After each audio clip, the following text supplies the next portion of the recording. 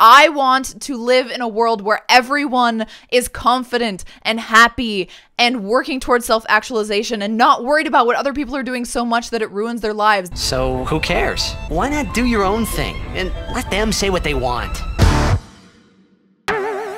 What's up, guys? Today I want to cover something that I've only briefly mentioned to you guys before, and that is that I wasn't always as self-assured and confident as I am today. And I want to kind of go over the process, the thought process from when I was a teenager, when I was a spiraling mass of histrionic craziness about my appearance, about my self-worth and everything, up until this point now where nothing anyone says about me could ever make me feel any sort of way, and everything, all of my self-worth and confidence stems from myself. I want to talk about the part in between as well. I know I've mentioned to you guys that I haven't always been this confident, but I haven't really gone into detail. The few points I remember from my past where it really illustrates how insecure at times I was and how important to me looks were, but it wasn't really about my looks. It didn't matter how much I improved, it didn't matter how good I looked. It was something on the inside that seemed to just be manifesting as an issue with my looks, but it really wasn't about that. It wasn't about how other people saw me, because the whole world could see me as the most beautiful woman in the world or the most talented woman in the world, but I would still have that issue within me. And instead of feeling like a perpetual victim to the inner workings of my own mind, I wanted to change. I didn't like being miserable. I didn't like randomly breaking down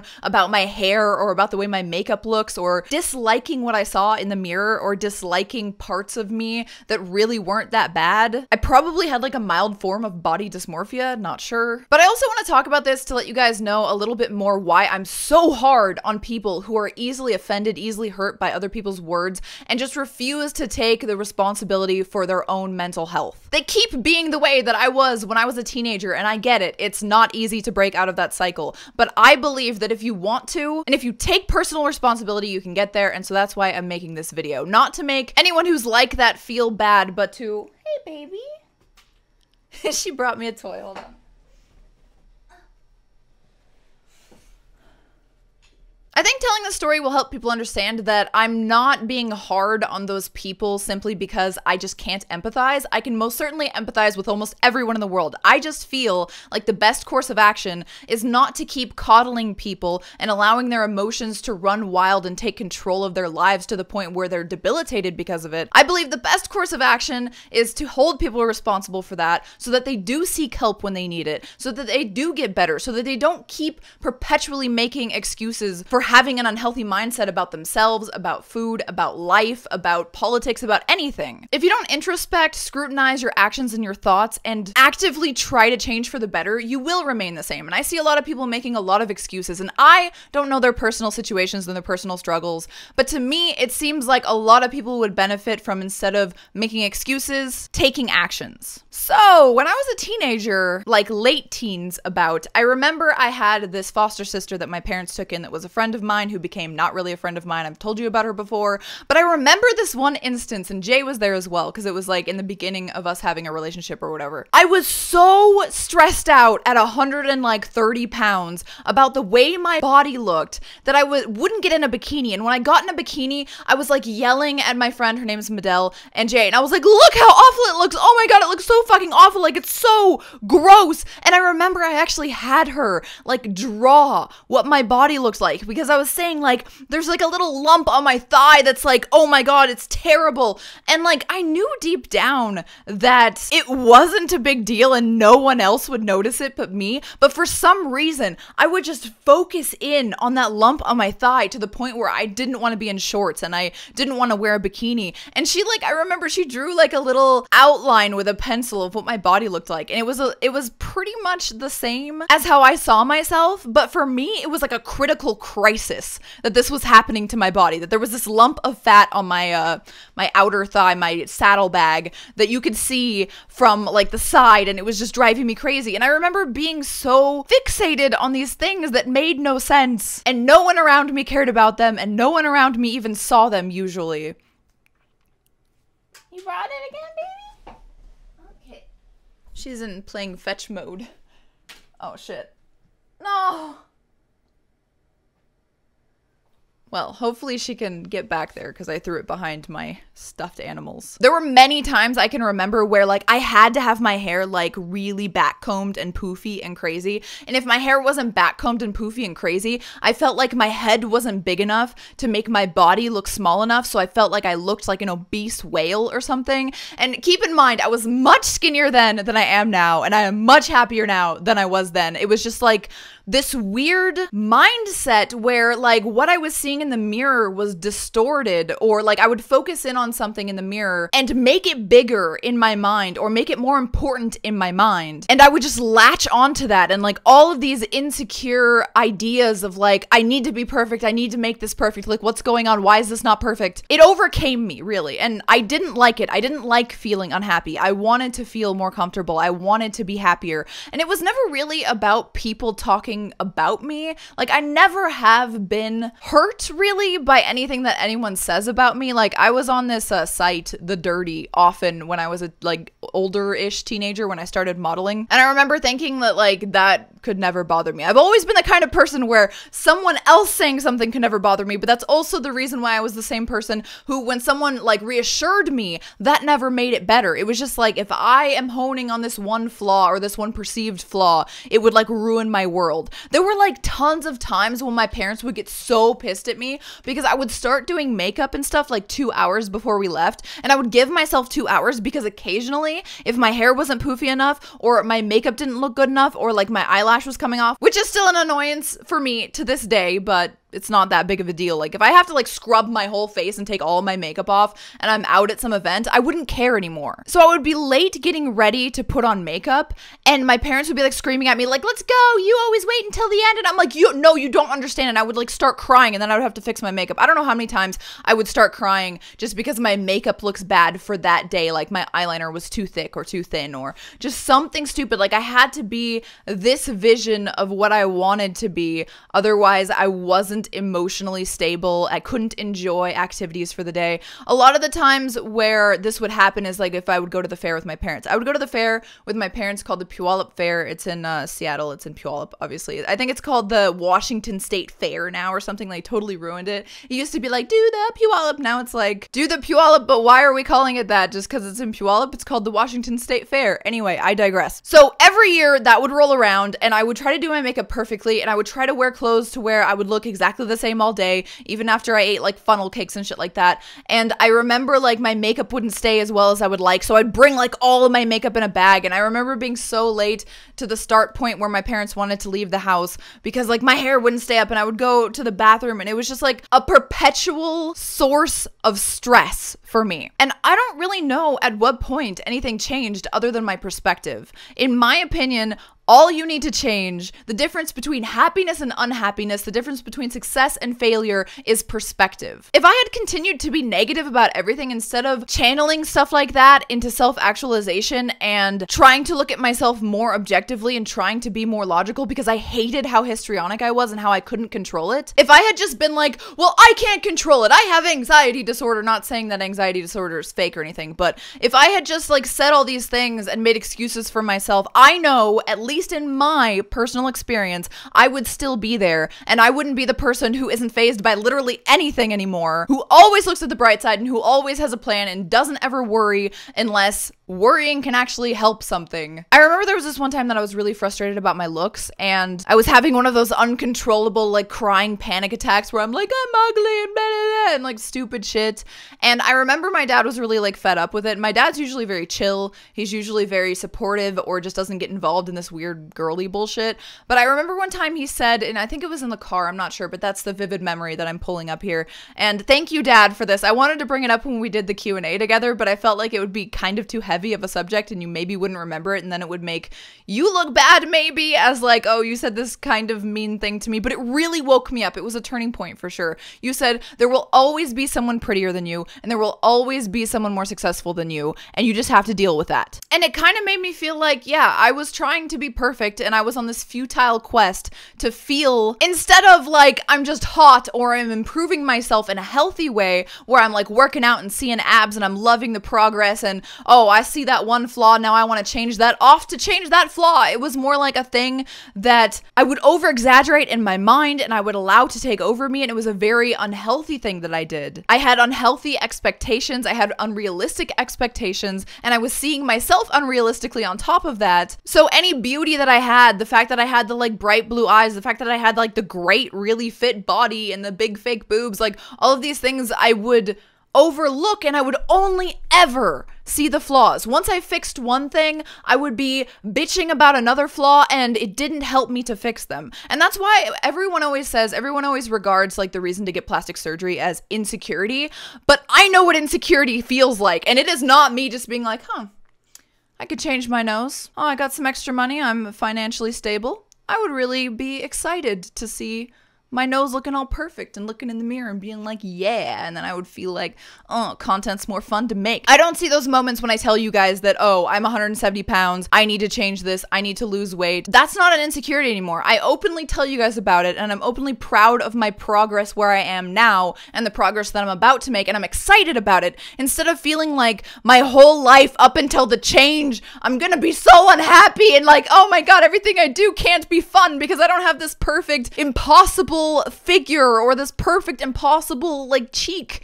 or whatever. I've never cared about my cheeks, but you know what I'm saying? Like, there's a difference between crippling insecurity and then like self-improvement, and I definitely had to bridge that gap. And even though I've never really personally had that problem, I see people getting so offended by things that people say on the internet, and I see people taking to heart things that strangers say to them in comment sections. I get that sometimes you might feel a little bit depressed because you're reading such negative stuff, like negative news even can do that to you, right? But to dwell on or take personally something that some random stranger says to you, it doesn't make any sense to me. It must mean that they are holding up a mirror to you and showing you something that you also feel about yourself. Because in my opinion, now I could be wrong, I only have my experiences to go off of and anecdotal evidence and things that I've observed throughout my life. If you truly are secure with yourself and you truly love yourself and you're happy with the direction your life is going, and you're always improving, always self-actualizing, and you have hobbies, and you're not relying on someone else, all these good things, all these healthy things, nothing anyone can say can actually make you sad. As I always say, and I'm gonna bring this up again in this video, if someone says I'm fat, and I am fat, because I am the queen of introspection and I know myself well, I already know I'm fat, so how is you saying it going to hurt me? On the flip side, if you call me fat and I think I'm a great weight and I'm happy with myself and the progress that I've made, why would someone calling me fat make me feel fat? You should never allow anyone else the power to change your mood, or especially to change your self-esteem and how you feel about yourself. If you truly love yourself and you're truly happy in your own skin, then all that should matter is that you're comparing yourself to yesterday's self and improving. Not comparing yourself to other women in a way that's not inspirational. Because in my opinion, if you have a healthy mindset, comparing yourself to other women can be a healthy competition thing. But if you're in this mindset of like, I have to be someone else, or I have to be perfect, or I'm not happy with myself, then yeah, it's probably gonna fuck you up mentally to compare yourself. I don't have any perfect advice to get from where I started, where a lot of teenage girls start, and even teenage guys, a lot of just younger people who haven't like come into themselves yet. Every time I say come into themselves, I always think about something naughty, obviously, because I'm Tara. All I know is that I didn't want to stay where I was. All I know is that I wasn't happy, and I was aware of it, and I knew it was something from within my own brain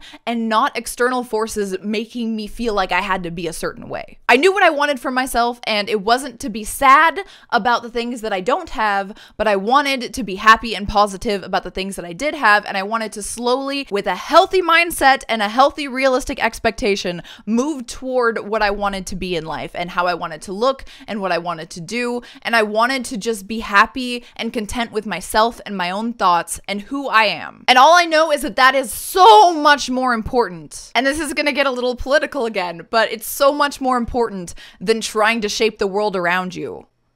Because shaping the world around you is not going to happen. You cannot silence people's freedom of speech, nor should you. Sorry, that was a little confrontational. It's just like, I get really annoyed at people trying to shut down freedom of speech. You know, you guys know this. You can't stop people from being assholes on the internet. You can't stop people from doing bad things. You can't stop people from having certain sexual preferences or finding you attractive or not. You can't thought police people. It's just impossible. Even if you put in some kind of crazy law that did that, all you're doing is limiting other people's liberties and your own in turn, because it's not like Tara gets to choose and be the arbiter of what's right. It's like, if you're taking the freedom of speech away from one person, you're taking it away from everyone, essentially. And that is not a slippery slope fallacy. Because one day, if the censor is on your side, he could at any time flip and could be against you. It's just so much easier to fix yourself, you know? Like, if you are having some inner demons, they're your responsibility. No one else could possibly know your inner demons, so it's a personal journey. Identify them, have a plan, don't let anyone else change that plan. And I promise you, as soon as you start making progress, positive progress toward whatever it is you want to do, you don't have to be at your perfect stage to be happy, because that progress, the fact that you're seeing progress and self-actualizing, that is how you become happy. That is the like code to happiness, at least in my opinion. And it's worth a shot, right? If you're sitting here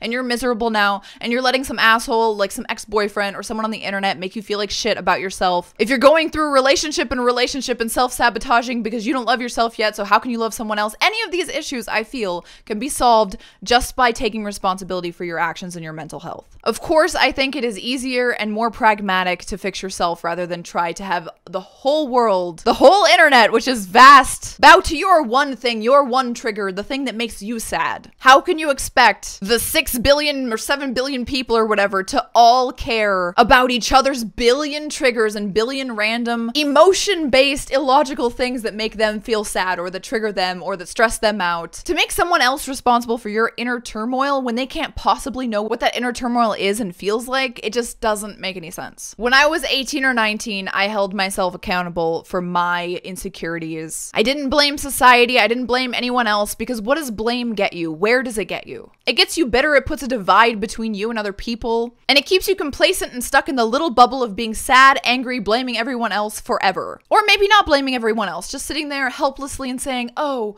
woe is me, I will always be sad. It is foretold that I will die sad. You don't have to. You don't have to let people bother you. You don't have to get offended by things. Again, offense is taken, not given. You don't have to let things bother you. Don't give people the power to bother you. And don't give your inner illogical demons power to bother you either. I could have blamed society for making me feel like I should have been a blonde bimbo or something, even though that's really what I wanted and it doesn't really matter because everyone's environment shapes them in some way. I could have blamed ex-boyfriends for being mean to me. I could have blamed my parents for being too liberal and allowing me to make my own choices in life. But instead, logically, the only thing that actually makes sense is stopping the blame and taking control of your own life, your own emotions, and your own mental health. All right, I have rambled on long enough. I hope you guys enjoyed this video. This is just a little like random, rambly talking video that I decided to make before I go live with live FNM because I've been thinking about it a lot lately. I know why I'm so hard on the social justice bullshit and the whole censorship bullshit and the like, we should all act one way to appease one person who has one specific trigger thing. And I want to live in a world where everyone is confident and happy and working towards self-actualization and not worried about what other people are doing so much that it ruins their lives. That world that I envision is more fun, it's more free, it's more open. It doesn't make these people that are currently social justice warriors unhappy, because if they took responsibility and if they worked toward being secure individuals, they would be happy too, and they would stop trying to control how many titties are in video games or what some random asshole says on Twitter. And we would all just be doing our own things, trolling each other as we see fit. People would be able to take a joke. If I come to think of any more specific terrible Tara insecurity stories from the past, I will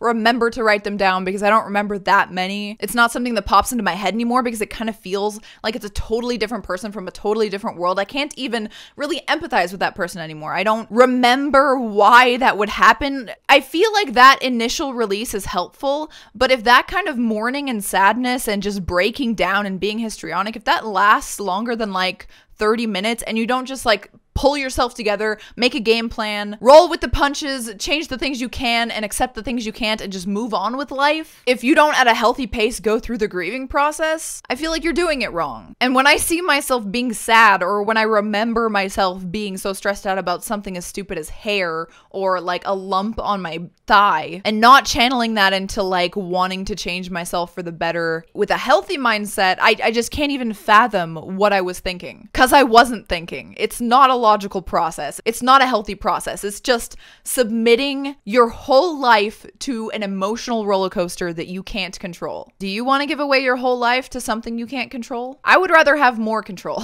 I love you guys so much. I hope you guys know that anytime I make any kind of content like this, it's from the heart. It's how I feel. It's not meant to be conceited or meant to disparage anyone else who's not at the point that I am, or to say that everyone should live the way that I do. It's so annoying anytime I make a video about like how I don't have a monogamous relationship or how I live this way or that way, people will try to label me like either as a leftist, where I think that everyone should live the way I do, which I do not believe at all. I think it's not the best for most people. I do think that people can take some aspects of my life and maybe apply it to their own for the better, but I think society would probably collapse if everyone lived the way I lived. And that's probably why I'm a libertarian, because I know that everyone has a different path in life that makes them happy. Things that are working for me won't necessarily work for other people. And that's why I give you guys some tough love, because I feel like tough love is what works, not coddling and enabling. Mwah! I will see you guys in the next video. Thanks for watching. Okay, and one last thing before I go. I know I've changed. It's because you could see my nipples through the shirt, and while that might be kind of okay for YouTube, it's not okay for Twitch, so that's why I changed in the middle of this video. I know a lot of you are going to use the coping mechanism of making excuses and saying that like, oh, my experience is different from yours and it's harder.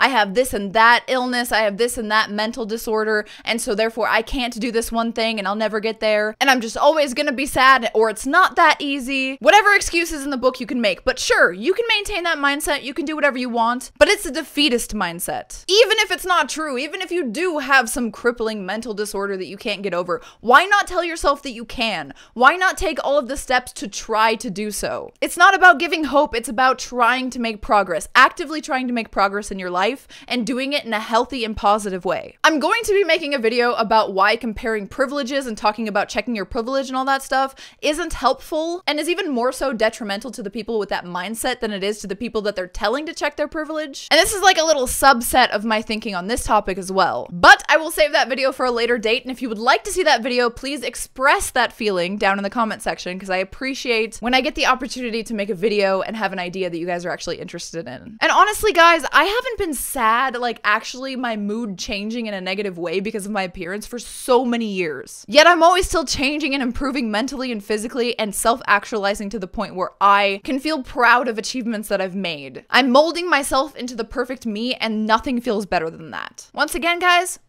I love you. Now to go film live Friday Night Mail, which you're gonna have already seen before this video. Bye.